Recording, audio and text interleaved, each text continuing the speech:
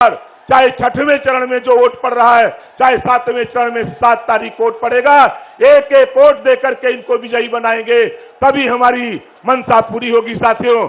और मैं आपसे कहना चाहता हूं, भारतीय समाज पार्टी लोगों, आप जरा विचार करो, इसी बनारस की धरती पर योगी बाबा के गुंडे, जब मैं अरविंद राजभर को नॉमिनेशन करने के लिए एक वकील को लेकर के 3 लोगों को जा रहा था, 3 ही लोगों की एंट्री थी, हम 3 लोग जा रहे थे, उसके पहले से सैकड़ों गुंडे योगी बाबा के गोरखपुर से पहुंचा दिए गए थे। और यहाँ का डीएम और कमिश्नर, उनकी मिली भगत से साथियों सैकड़ों गुंडे पहले से बैठाए गए थे। जब मैं पहुंचा, बैरिकेड लगा था, बैरिकेड के पास पहुंचा तो मुझे गाली गुत्ता देने लगे, मारने की धमकी देने लगे, गोली चलाने की बात करने लगे। मैंने उनसे अलझा नहीं और मैं चला गया नॉमिनेशन कक्ष में। जब नॉमिनेशन करा के निकला साथियों, निकलने के बाद इन लोगों ने जिस तरह मेरे साथ अभद्रता किया, कॉलर पकड़ा, मारपीट किया, किसी तरह मैं जान बचा करके वहां से भागा। अगर मैं वहां भिड़ जाता तो सैकड़ों लाशें इसी बनारस की कचहरी में उड़ जाती साथियों, हमारा आंदोलन रुक जाता, हमारा ध्यान भटक जाता। इस नाते मैंने इनसे बच करके निकला और चला गया लखनऊ, और लखनऊ जाकर के प्रेस वार्ता किया। और प्रेस वार्ता करके मैंने कहा कि योगी बाबा मेरी हत्या कराना चाहता है, मुझे मंजूर है, योगी हत्या करा दे, लेकिन भारतीय समाज पार्टी के चाहने वाले लोगों, वंचित, पिछड़े, दलित, अल्पसंख्यक समाज के लोगों, जो ओम प्रकाश राजभर को चाहते हो, इस आंदोलन को, इस लड़ाई को आगे बढ़ाते रहना, माननीय अखिलेश यादव जी को मुख्यमंत्री बनाते रहना।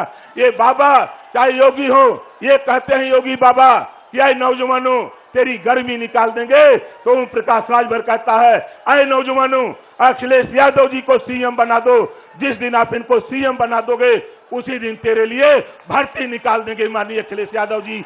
ये काम हम लोग करेंगे। हमारे देश के प्रधानमंत्री जी, ये बेचारे तो इतना बढ़िया बोलते हैं कि आज जिले जिले घूम रहे हैं। धन्य है गठबंधन के हमारे सभी साथी, हम सब लोगों ने इतनी मेहनत किया कि देश के प्रधानमंत्री को मजबूर कर दिया कि आज जिले जिले घूम करके भीख मांग रहे हैं कि हमको वोट दे दो, लेकिन भीख मांगने से वोट मिलने वाला नहीं है।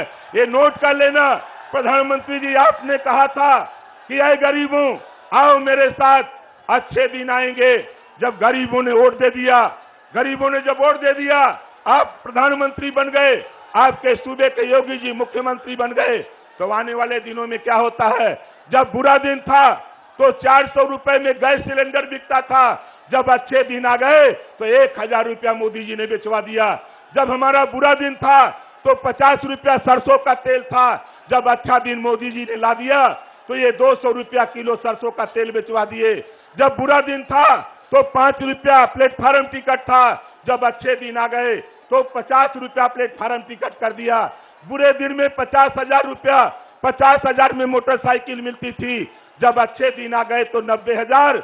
आए मोदी जी हेलीकॉप्टर से घूम करके वोट मांग रहे हो, हम घबराओ नहीं, ये 7 तारीख को तेरे बनारस में तेरी जमानत जब्त करा देगा। ये बनारस अपने 7 प्रत्याशियों को जिता करके दिखाएगा। और आपको बता दूं, बलिया में इनका खाता नहीं खुल रहा है, मऊ, आजमगढ़, अम्बेडकर नगर खाता नहीं खुल रहा, गाजीपुर इनका खाता नहीं खुल रहा है, और ये बनारस में गिड़गिड़ा रहे कि वोट दे दो। तो घबराओ नहीं मोदी जी, ये ओम प्रकाश राजभर पूर्वांचल की धरती को इतना गर्म किया है, इनकी गर्मी से आप लोग लौट के जाओगे गुजरात, देख लेना। अभी तो ये 22 का चुनाव है, 22 में तेरी विदाई होगी, उसके बाद 2024 में यो मोदी जी और अमित शाह जी तुझे गुजरात पहुंचाने का काम हम सब लोग मिल करके करेंगे। हमारे आए हुए लोगों सब लोग मिल करके आने वाले 7 तारीख को जो वोट पड़ेगा, उस दिन साथियों बूथ पर जाकर के हम लोगों को एक एक वोट इकट्ठा करके, छड़ी के सामने वाला, साइकिल के सामने वाला, जहां साइकिल से साथी लड़ रहे हैं, जहां हमारे लिफाफा पे साथी लड़ रहे हैं, वहां आपको वोट देने और दिलाने की जरूरत है। और हमारे संजय मिश्रा जी, अवधेश पाठक, छोटे लाल पांडे, ये सभी सपा के नेता हैं, हम इन साथियों से को धन्यवाद देता हूं। और हमारे डॉक्टर संतोष पांडे जी जो पार्टी के राष्ट्रीय महासचिव हैं, उनको मैं धन्यवाद देता हूं कि आज साथी, आज पूरे प्रदेश में हाहाकार मचा हुआ है। इसके पीछे आप लोग साथी जिस तनमनया से यहाँ आए हो, जिस मेहनत और परिश्रम से यहाँ आए हो, हम नौजवानों आपसे कहना चाहता हूं जो जोश और जुनून से जो गर्मी आपके पास यहाँ है, जो गर्मी निकालने की बात योगी करते हैं, बूथ पर जाकर के एक एक और छड़ी, साइकिल और लिफाफा जहां हमारे साथी लड़ रहे हैं उनकी बटन दबा करके भारतीय जनता पार्टी के नेताओं की गर्मी निकाल देना। ये हमारे अमित शाह जी, ये दुनिया में जो अमित शाह जी बड़े पढ़े लिखे बढ़ते हैं और कहते हैं कि मैं गृह मंत्री के पद पे बैठे हैं और भाषण क्या दे रहे हैं, 12वीं पास करो, इंटर में नाम लिखाओ, लैपटॉप और स्मार्टफोन पाओ, पता नहीं पिछवाड़े पढ़ ले हुए कि अगवारे पढ़ ले हुए। ये भाषण मारत हुए, इन्होंने भाषण दिया कि भगवान राम जब लंका गए, रावण को मारा, तो जब रावण मृतशैया पे पड़ा था तो भगवान राम ने भरत को भेजा, पूरा रामायण ही उलट देते हैं। अभी हमारे योगी बाबा, इनका बयान हो चाहे हमारे देश के प्रधानमंत्री का बयान हो, जब हम लोगों ने किसानों के सवाल पे, जो योगी मोदी का ललका साड़ के सवाल पे जब इनको घेरने का काम किया, तो ये कह रहे हैं कि ऐ देश के नौजवानों, आओ हमारी सरकार बना दो, हम गोबर इकट्ठा करेंगे और गोबर से रोजगार देंगे।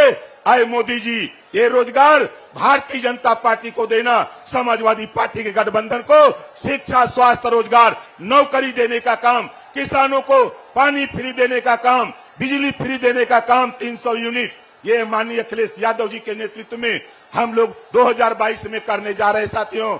और पत्रकार भाइयों, आपको भी मैं कहना चाहूंगा, हमारे तमाम फोटोग्राफर साथी हैं, आप घबराओ नहीं, आपको भी दुर्घटना बीमा दिलाने का काम माननीय अखिलेश यादव के नेतृत्व में किया जाएगा। और हमारे पत्रकार भाइयों, मैं आपसे कहना चाहता हूं कि जब सब आयोग बन सकता है तो पत्रकार आयोग का भी गठन कराने की कोशिश हम लोग करेंगे, ताकि पत्रकार भी अपनी बात अपने फोरम पे रख सके। साथी, ये तमाम बातों के साथ हम आपसे निवेदन करूंगा, हम अपने ब्राह्मण साथियों से, हम अपने वंचित पिछड़े दलित अल्पसंख्यक साथियों से कि देखो, मोदी जी और योगी जी अमित शाह जी के बहकावे में मत आना। ये हिंदू की बात करते हैं, ये नफरत की राजनीति करते हैं और कहते हैं 80 और 20 की बात करते हैं। तो मैं आप लोगों को बता दूं साथी, इसी बनारस में 80 घाट है, इसी बनारस में 80 घाट है और इस 80 घाट पर ये 20 लोग जाएंगे, अमित शाह जाएंगे, मोदी जाएंगे, योगी जाएंगे और सारे भाजपा के 20 बड़े नेता वहीं 80 घाट पर जाकर के नारा लगाएंगे, राम नाम सत्य है, भाजपा खत्म है, यही नारा वहां लगा करके ये लोग गुजरात चले जाएंगे साथियों। और आने वाले दिनों में आप बताओ, ये क्या है, ये मेरे हाथ में क्या है, जोर से बोलो, ये कानून का डंडा है, ये कानून का डंडा जिसको हम छड़ी कहते हैं, सिंबल चुनाव आयोग ने इसको छड़ी का नाम दिया है, हम इसको कानून का डंडा बताते हैं। और इसी कानून के डंडे से भारतीय जनता पार्टी के जितने गुंडे, हमारे बड़े भाई स्वामी प्रसाद मौर्य जी के सामने जिस तरह इन लोगों ने गुंडई किया, गाड़ियां तोड़ी, मारपीट किया, एक तरफा FIR योगी जी ने कराया है। घबराओ नहीं योगी जी, तूने एक तरफा FIR कराया है तो ओम प्रकाश राजभर भी मन बनाया है। पिछड़े समाज के लोगों, तेरे साथ जिस तरह का न्याय, जिस तरह आरक्षण आपका लूटने का काम हमारे योगी बाबा कर रहे हैं, आरक्षण खत्म करने की बात मोदी जी, योगी जी कर दिए, उसी तरह हमारा संविधान खतरे में है साथियों।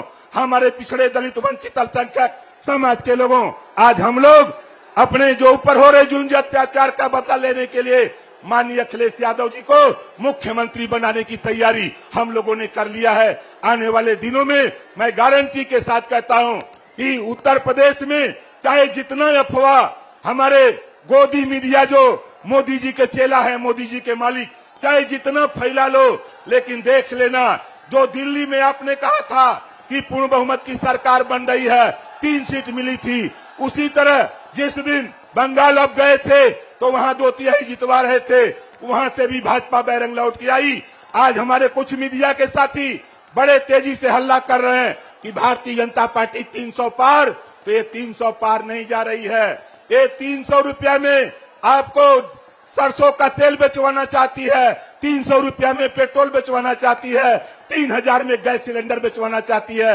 इस बात का खुलासा हमारे कुछ गोदी मीडिया नहीं कर रहे साथी। इस नाते मैं आपको आगाह करता हूं कि आने वाले दिनों में 7 तारीख को बनारस के लोगों को आपका वोट पड़ेगा और 7 तारीख को एक एक वोट, छड़ी वाले प्रत्याशी को छड़ी पर, साइकिल वाले प्रत्याशी को साइकिल पर और लिफाफा वाले प्रत्याशी को लिफाफा पर बटन दबा करके भारी मतों से जिताने का काम करिएगा। और हम आप लोगों से पूछना चाहते हैं कि आप बताओ, जब हमारे देश में ट्रेन चलती है उसमें एक एक कोच होता है, एक कोच में 72 सीट जनरल में, और उसमें जाते हैं 400 लोग। 60 सीट होती है सेकेंड एसी में, उसमें जाते हैं 100 लोग, 50 लोग, 100 लोग। और जो स्लीपर क्लास है उसमें भी 72 सीटें होती हैं और उसमें भी जाते हैं 200-250 लोग। तो उस रेलगाड़ी की चलान नहीं होती है। लेकिन वहीं 50 सीटर बस है, उसमें 70-80-100 लोग जाते हैं, उस बस की भी चलान नहीं होती है। 9 सवारी पर जीप पास होती है, 18 लोग जाते हैं, उस पे चलान नहीं होती है। जब सिपाही जी, दरोगा जी जब कोई एप्लीकेशन पड़ता है, किसी मुलजिम को पकड़ने जाते हैं तो वो 3 सवारी लेके आते हैं, तो उनकी गाड़ी की चलान नहीं होती है। इस नाते साथियों, हमने भी मन बनाया है कि 3 सवारी फ्री करने का ऐलान ओम प्रकाश राजभर, मोटरसाइकिल पर 3 सवारी फ्री होगा। या तो ट्रेन की भी चलान होगी, या बस की चलान होगी, या जीप की चलान होगी, या पुलिस की भी 3 सवारी चलेंगे, तो इनकी भी चलान कराने का काम ओम प्रकाश राजभर करेगा। नहीं तो 3 सवारी फ्री करने का काम, बोलो सही रहेगा कि नहीं सही रहेगा? कितने लोग चाहते हो कि 3 सवारी फ्री हो जाए? हमारे प्रोफेसर साहब बैठे हैं, प्रोफेसर साहब बैठे हैं, 3 सवारी फ्री करावे के हो। बोला के चाहा तो फ्री सवारी करावल, दोनों हाथ उठावा जे चाहता। तो साथियों, बहुत कुछ नहीं, हम आप लोगों से पुनः अपील करते हुए कि आने वाले दिनों में भारतीय समाज पार्टी के लोगों, मैं आपसे फिर कहना चाहता हूं कि चिंता मत करना, चिंतन करना। आप साइकिल पर वोट दोगे तो ओम प्रकाश राजभर को मिलेगा, आप लिफाफा पर वोट दोगे तो ओम प्रकाश राजभर को मिलेगा, और समाजवादी पार्टी के लोग छड़ी और लिफाफा पर वोट देंगे तो माननीय अखिलेश यादव को मिलेगा। साथी, इस नाते भाजपा के चक्कर में नहीं, कांग्रेस तो लड़ाई में नहीं, बसपा तो नोटिस में नहीं, और भाजपा की विदाई होना तय है। 10 मार्च को 10 बजे गाना बजेगा कि मेरे अंगने में तुम्हारा क्या, जोर से बोलिए, मेरे अंगने में तुम्हारा क्या। और दूसरा गाना बजेगा, चल सन्यासी मंदिर में। इसी बात के साथ हम आप लोगों से आशीर्वाद की कामना करते हुए हम अपनी बारी को ही विराम देता हूं। जय भीम, जय सुहेलदेव, जय समाजवाद, खुदा हाफिज, जय भारत। बहुत बहुत धन्यवाद ओम प्रकाश राजभर जी। अब मैं अगले वक्ता के रूप में राष्ट्रीय लोक दल के राष्ट्रीय अध्यक्ष